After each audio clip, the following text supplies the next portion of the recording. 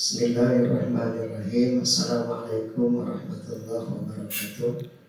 Alhamdulillahirabbil alamin. Wassalatu wassalamu ala asyrofil anbiya'i wal mursalin wa ala alihi wa sahbihi ajmain, amma ba'du. Adik-adik, gimana kabarnya? Mudah-mudahan kalian tetap dalam keadaan sehat walafiat. Tapi tetap kalian harus jaga badan kalian agar supaya kalian tetap dalam keadaan sehat walafiat. Dalam kesempatan ini Bapak ingin menyampaikan materi tentang pesantren kilat. Kegiatan pesantren kilat yaitu materi agama tentang keistimewaan ibadah sholat. Dan nanti materi ini kalian ringkasan ini kalian tulis, kemudian nanti dibuat. Langsung saja, ini materi tentang keistimewaan ibadah sholat. Kita tahu bahwa sholat itu adalah merupakan suatu kewajiban yang harus dilaksanakan oleh kita. Di dalam Islam itu ada ibadah, namanya ibadah mahdoh, ada ibadah ghair mahdoh. Ibadah mahdoh, ibadah yang langsung antara manusia dengan Allah Subhanahu wa Ta'ala, dan juga ada ibadah ghair mahdoh, ibadah yang tidak langsung antara sesama manusia. Nah, adapun sholat ini termasuk ibadah mahdoh, ibadah yang langsung. Karena itu pengertian ibadah sholat adalah ibadah langsung atau ibadah mahdoh yang terdiri dari ucapan dan perbuatan. Ingat, sholat ini kan terdiri daripada ucapan dan perbuatan. Ada bacaannya, bacaan Fatihah, bacaan takbir, dan semuanya. Kemudian ada juga berbentuk perbuatan, ada ruku, ada sujud, ada i'tidal dan sebagainya. Di samping perbuatan dan ucapan juga dimulai dengan niat takbiratul ihram, diawali dengan takbiratul ihram, Allahu Akbar, dan juga diakhiri dengan salam, hanya dengan menentukan, dengan memenuhi syarat-syarat dan rukun-rukunnya yang telah ditentukan oleh ajaran Islam. Itulah pengertian daripada sholat. Adapun keistimewaan ibadah sholat, ibadah sholat itu sangat istimewa jika dibandingkan dengan ibadah-ibadah yang lainnya. Yang pertama, keistimewaan ibadah sholat itu bahwa sholat adalah sebagai tiangnya agama. As-sholatu imaduddin, faman aqamaha faqad aqamaddin, wa man tarakaha faqad hadamaddin. Sholat itu tiangnya agama. Rumah tanpa tiang akan ambruk. Demikian pula agama tanpa ibadah sholat akan rusak. Karena itu kata Rasulullah, paman aqamaha faqad aqamaddin. Barang siapa yang mendirikan sholat, maka berdirilah agamanya, berdirilah zakatnya, berdirilah puasanya, berdirilah ibadah hajinya, dan berdiri ibadah-ibadah yang lainnya kalau kita melaksanakan ibadah sholat. Tetapi sebaliknya, waman tarakaha faqad hadamaddin, dan barang siapa yang meninggalkan sholat maka rusaklah agamanya. Rumah tanpa tiang akan ambruk. Demikian pula agama, ibadah zakat, ibadah haji, ibadah puasanya itu akan hancur, rusak kalau kita tidak melaksanakan ibadah sholat. Di dalam hadis yang lain, Rasulullah Shallallahu Alaihi Wasallam menyebutkan bahwa innama masalus sholati fid dini kama salir raksi fil jasadi, bahwa perumpamaan ibadah sholat itu adalah seperti kepala dengan jasad manusia. Jadi sholat dengan agama perumpamaan ibadah sholat di dalam agama itu sama dengan perumpamaan kepala dalam jasad manusia. Jasad manusia, kalau kita tidak punya sebelah tangan mungkin kita masih bisa hidup. Kita tidak punya sebelah kaki mungkin kita masih bisa hidup. Tapi kalau kita tidak punya kepala, hidupnya pun juga kayak apa? Mengerikan.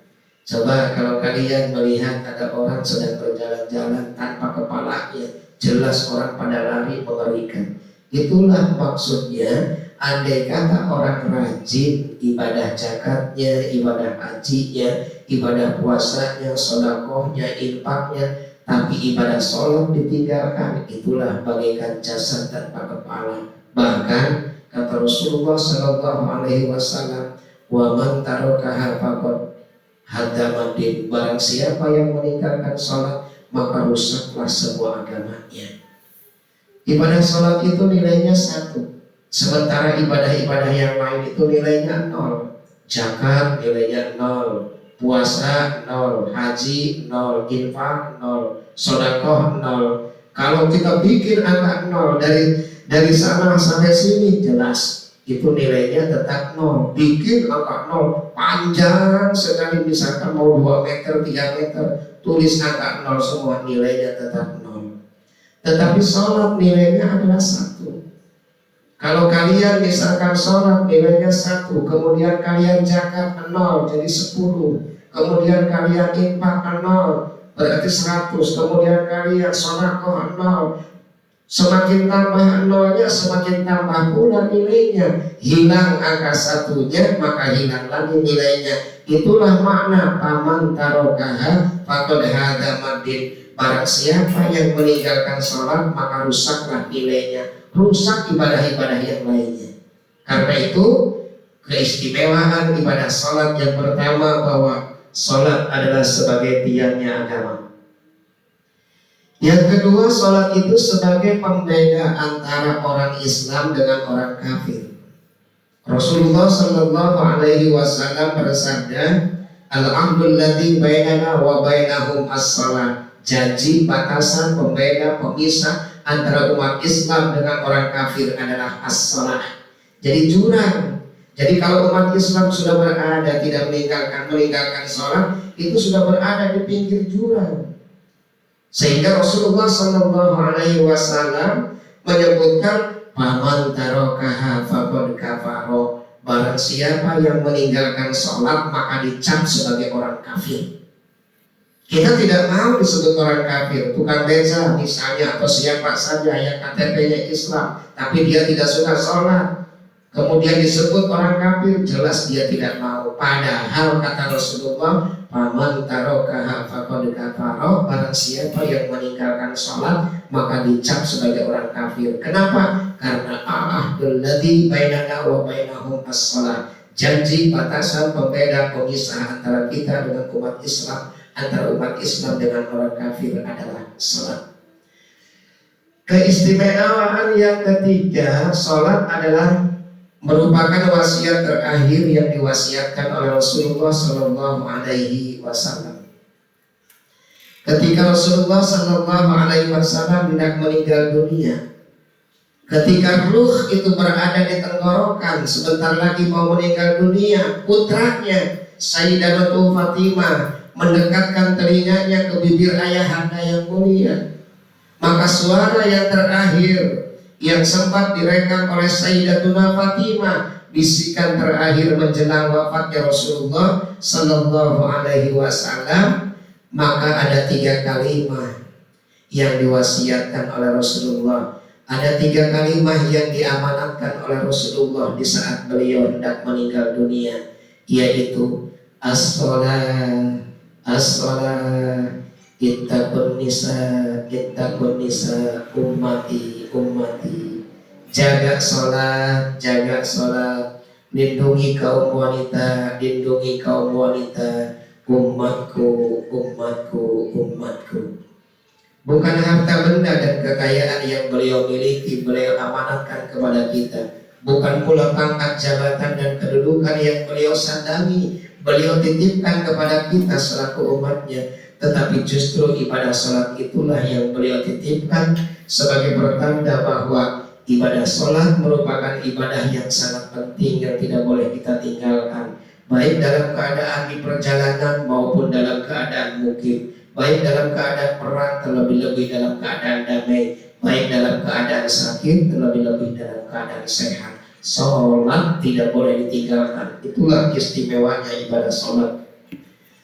Yang keempat, sholat itu bukan hanya diperintahkan oleh Allah di dalam Al-Quran dan hadis seperti ibadah-ibadah yang lainnya. Kalau ibadah yang lain cukup diperintahkan oleh Allah di dalam Al-Quran dan hadis, tetapi yang namanya sholat Rasulullah Shallallahu Alaihi Wasallam harus menjalankan peristiwa Isra wal Mi'raj dari Masjidil Haram sampai ke Masjidil Aqsa, dari Masjidil Aqsa naik ke langit 1, 2 hingga langit ke-7, kemudian melakukan kunjungan ke surga dan ke neraka, kemudian beliau pulang kembali mendapatkan perintah ibadah sholat. Inilah keistimewaan sholat. Terus Rasulullah melaksanakan Isra wal Mi'raj. Tetapi kalau ibadah yang lainnya cukup diperintahkan oleh Allah di dalam Al-Quran dan hadis. Ketika Allah memerintahkan puasa, cukup diperintahkan oleh Allah di dalam Al-Quran dan hadis. Ya ayyuhalladzina amanu kutiba alaikumus syiyam kama kutiba alal ladzina min qablikum la'allakum tattaqun.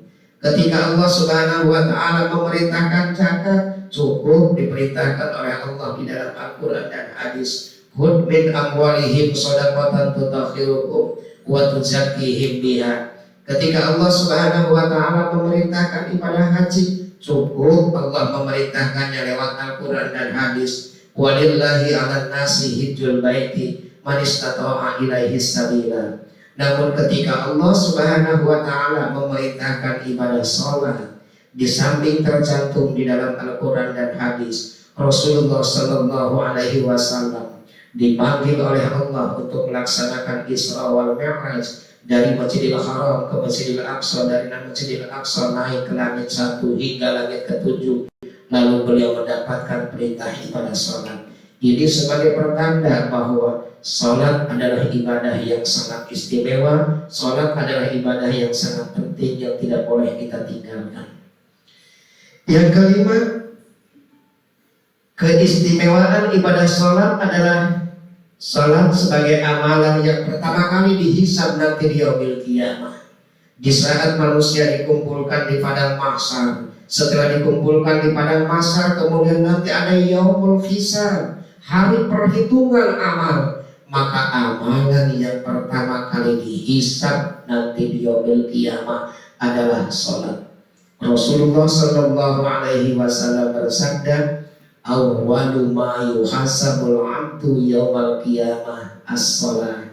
Amalan yang pertama kali dihisab, dihitung, diperhitungkan oleh Allah pada hari kiamat adalah as-shalah. Faman saluhat saluhat amalu kullu, faman fasadat fasadat amalu kullu. Jikalau baik ibadah salatnya, maka baik pula seluruh amalnya, dan jika ibadah salatnya rusak, maka rusak pula seluruh amal ibadah yang lainnya. Begitu pentingnya ibadah salat, sampai-sampai ibadah salat disebut sebagai ibadah yang memiliki keistimewaan yang luhur. Yang keenam, ibadah salat itu sebagai penghapus dosa kecil dari satu waktu ke waktu yang lainnya. Jadi kalau seseorang melaksanakan dosa, lalu dihapus, lalu dia melaksanakan ibadah salat, dihapus. Misalkan subuh, kita hapus dosa kita ketika kita malam. Setelah subuh kita berbuat dosa lagi, lalu kita dihapus lagi.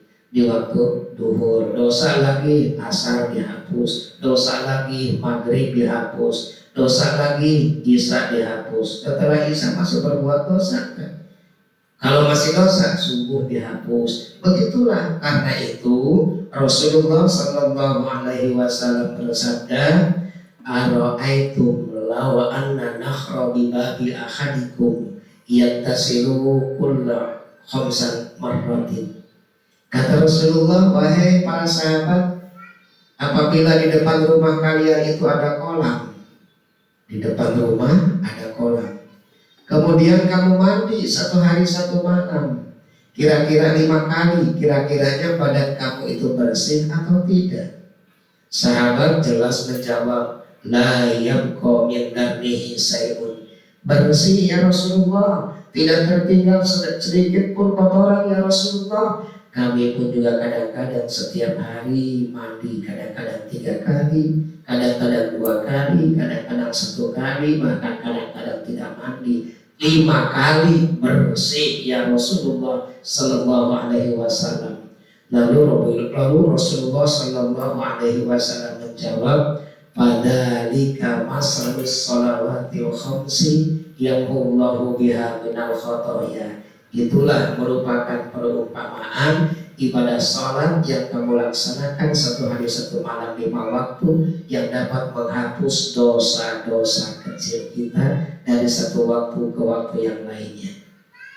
Dosa besar tidak bisa dihilangkan dengan sholat, harus dihilangkan dengan taubat. Tapi kalau dosa kecil masih bisa dihilangkan dengan istighfar, masih bisa dihilangkan lewat ibadah puasa, masih bisa dihilangkan lewat ibadah sholat. Tapi ingat, dosa kecil kalau ditumpuk terus menerus lama-kelamaan menjadi dosa besar. Kalau sudah menjadi dosa besar, tidak bisa dihilangkan lewat ibadah sholat. Karena itu pandai-pandailah kita bertobat kepada Allah Subhanahu wa Ta'ala. Menurut Imam Al-Ghazali, hati manusia itu ibarat kaca, sementara dosa itu ibarat debu. Kalau kaca kena debu terus menerus tidak dilap-lap, lama-kelamaan kaca itu akan menjadi berkarat. Kalau kaca sudah berkarat maka akan susah untuk dihilangkannya. Karena itu pandai-pandailah membersihkan kaca. Artinya pandai-pandailah membersihkan dosa kecil dalam hati kita. Sebab andai kata kita tidak bertobat kepada Allah, tidak dibersihkan dosa kecil kita, lama-kelamaan hati kita akan menjadi berkarat. Kalau sudah berkarat maka akan susah untuk dihilangkannya. Karena itu idza adnabatan kana nuqtatun saudaun fi qalbihi. Setiap seseorang melaksanakan dosa itu merupakan titik hitam di dalam hatinya. Dosa titik, dosa titik, dosa titik. Kalau hati kita penuh dengan dosa, maka kita tidak akan bisa bercermin siapa diri kita. Merasanya kita benar, yang lain itu salah. Itulah orang yang punya dosa, banyak dosa. Kalau hati kita sudah tertutup dengan dosa, maka hati kita ini akan berkarat, akan tertutup dengan dosa, maka hati kita akan keras. Kalau sudah keras maka akan susah untuk dinasehati, susah untuk dirubah, susah untuk diajak kebaikan. Karena itu pandai-pandailah membersihkan dosa kecil. Sarana yang paling efektif untuk menghilangkan dosa kecil tidak ada lain adalah lewat ibadah sholat, yaitu sebagai penghapus dosa kecil dari satu waktu ke waktu yang lainnya. Yang ketujuh, satu lagi, ibadah sholat itu istimewanya bisa mencegah daripada perbuatan keji dan munkar. Di dalam Al-Quran dijelaskan oleh Allah Subhanahu wa Ta'ala, aqimis sholat, dirikanlah sholat. Inna sholata tanha 'anil fahsya'i wal munkar. Sesungguhnya sholat itu bisa mencegah daripada perbuatan keji dan munkar. Artinya kalau ibadah sholat kita dilaksanakan dengan benar-benar memperhatikan syarat dan rukun-rukun sholat, penuh dilaksanakan dengan khusyuk, insya Allah sholat yang akan dilakukan itu bisa mencegah daripada perbuatan keji dan munkar. Timbul pertanyaan, ada juga orang yang rajin sholat tapi rajin pula maksiatnya. Ada istilah apa itu namanya teh? Sholat SPDJ, sholat terus, maksiat jalan terus. Ada orang yang rajin sholat tapi maksiatnya rajin. Ini kan membingungkan malaikat. Bingung malaikat itu. Ibarat ada gelas kosong. Kalau gelas kosong ini diisi dengan air, jelas bisa diminum orang. Kalau gelas yang kosong ini diisi bensin, jelas bisa diminum motor. Tapi kalau gelas yang kosong ini setengah diisi air, setengah diisi bensin, diminum orang bisa mabok, diminum motor bisa mogok. Maka inilah sehingga akan membingungkan malaikat. Karena itu hendaknya kalau kita laksanakan ibadah sholat dengan sebaik-baiknya, insya Allah bisa mencegah daripada perbuatan keji dan munkar. Inilah tentang keistimewaan daripada ibadah sholat. Mudah-mudahan apa yang Bapak sampaikan ini bermanfaat. Kalian harapkan jangan sampai meninggalkan ibadah sholat. Sesibuk apapun orang tidak boleh meninggalkan ibadah sholat. Dan nanti sekali lagi materi ini kalian dirangkum, ditulis, kemudian dikirim ke gurunya masing-masing, guru PAI masing-masing. Mungkin hanya itulah yang bisa Bapak sampaikan. Terima kasih atas segala perhatiannya. Mohon maaf atas segala kekurangan dan kelebihannya. Wallahul muwaffiq ila aqwamit thoriq. Assalamualaikum warahmatullahi wabarakatuh.